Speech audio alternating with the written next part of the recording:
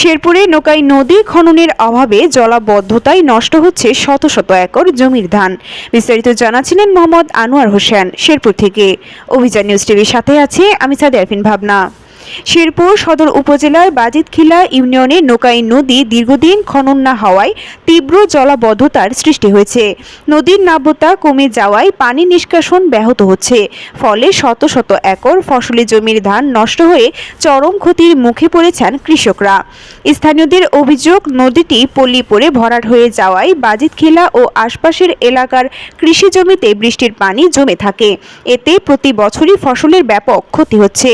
এ বিষয়ে শেরপুর পানি উন্নয়ন বোর্ডের নির্বাহী প্রকৌশলী সুদীপ্ত চৌধুরী জানান, নোকাই নদীর জরিপ কার্যক্রম চলমান রয়েছে এবং প্রকল্পের আওতায় এনে প্রয়োজনীয় ব্যবস্থা নেওয়া হবে।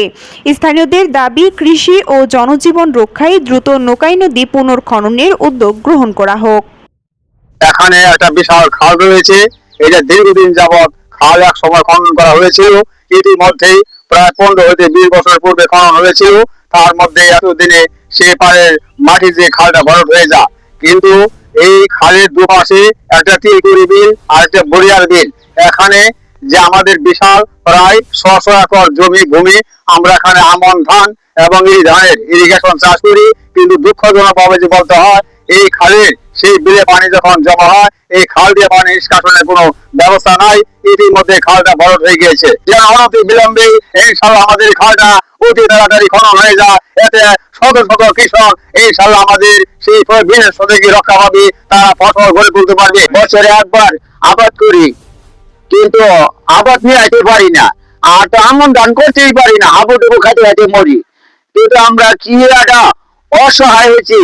আমরা যদি একটু সরকারের সাহায্য করতো, তাহলে আমরা এই আমনের স্কিম আবাদরা সুস্থ বাড়িতে নিয়ে যেতে পারতাম। আমার এই অল্প 15-16 কাঠা জমিন বিলের মধ্যে আছে, কিন্তু এত সুন্দর ধান হয়েছিল, এবার একটা ধান নিয়ে যেতে পারি নাই।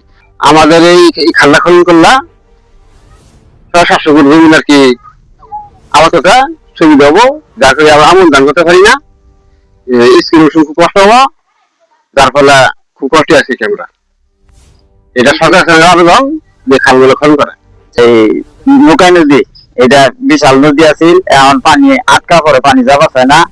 তারপরে এই 4টা বিলের দিয়ে পানি আয়, শৈতান দো, মাদার দো, দুর্গা দো, 4টা বিল, মুদিপাড়ার বন, তারপরে এই আন্দার বিল, তিতিরি বিল, এই 4টা বিলের পানি 6-7টা বিলের পানি খারে না। খালের মুখ টান হয়ে গেছে, এটা পানি যাওয়াচ্ছে না। ভালো হয়েছিলাম যে খালটা খনন করে গেছিল, এটা যদি বর্তমান সরকারে যদি খালটা যদি খনন করে দিত, তাহলে আমাদের 10 দিনের উপকার হতো। শেরপুর জেলায় বর্তমানে পানি সম্পদ মন্ত্রণালয়ের আওতায় কোনো খাল খনন কার্যক্রম বর্তমানে চলমান নেই। তবে আমরা সারা দেশব্যাপী যে খাল, নদী, নালা, বিল যে পুনঃখনন কার্যক্রম রয়েছে, আমাদের যে পরিকল্পনাধীন যে প্রোগ্রাম রয়েছে, তার আওতায় আমাদের বর্তমানে মাঠ পর্যায়ে জরিপ কার্যক্রম চলমান রয়েছে। সেখানে আমাদের যে বাজিতখালী ইউনিয়নের যে নোকাই নদী পুনঃখননের যে আমরা আবেদন পেয়েছি, সেটা আমরা অতি শীঘ্রই জরিপ কার্যক্রম চলমান করে আমরা সেটা আমাদের যে খাল খনন কার্যক্রম সেখানে অন্তর্ভুক্তির লক্ষ্যে আমরা প্রয়োজনীয় ব্যবস্থা গ্রহণ